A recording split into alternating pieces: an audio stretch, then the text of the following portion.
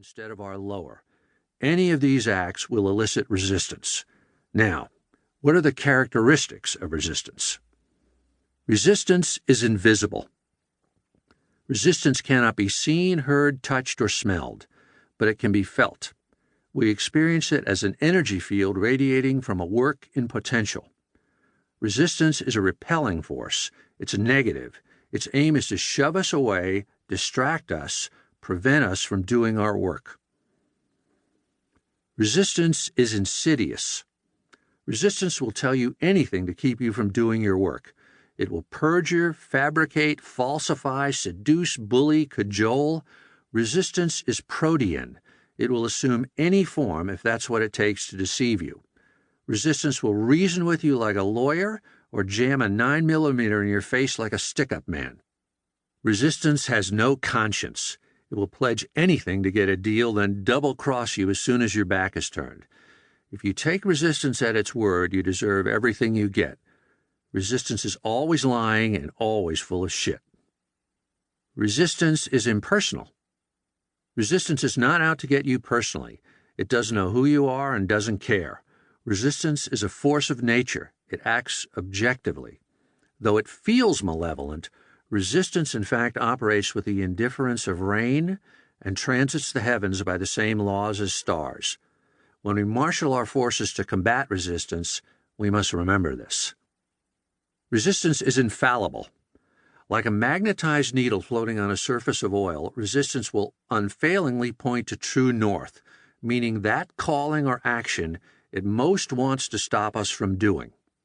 We can use this. We can use it as a compass. We can navigate by resistance, letting it guide us to that calling or purpose that we must follow before all others. Rule of thumb: the more important a call or action is to our soul's evolution, the more resistance we will feel toward pursuing it. Resistance is universal.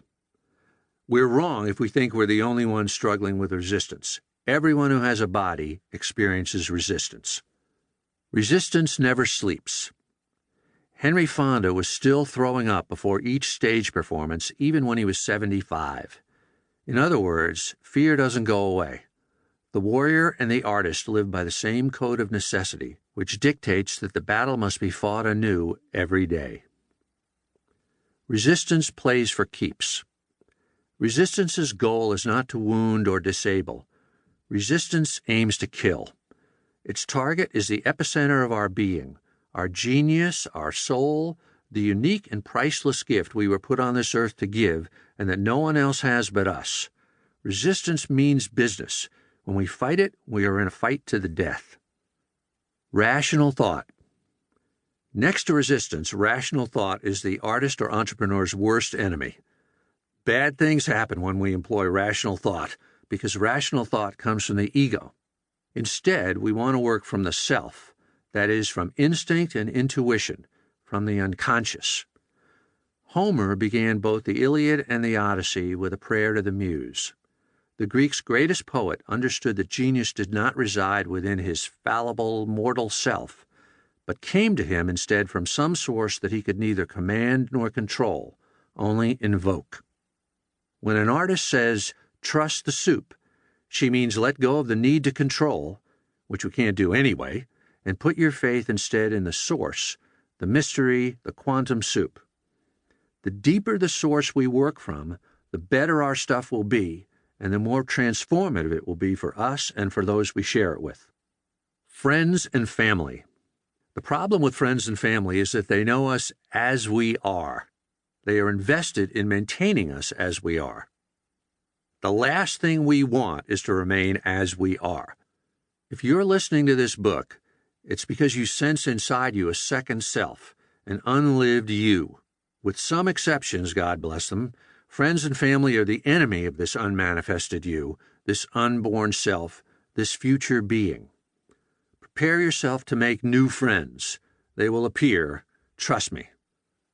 Our allies. Enough for now about the antagonists arrayed against us. Let's consider the champions on our side. 1, stupidity. 2, stubbornness. 3, blind faith.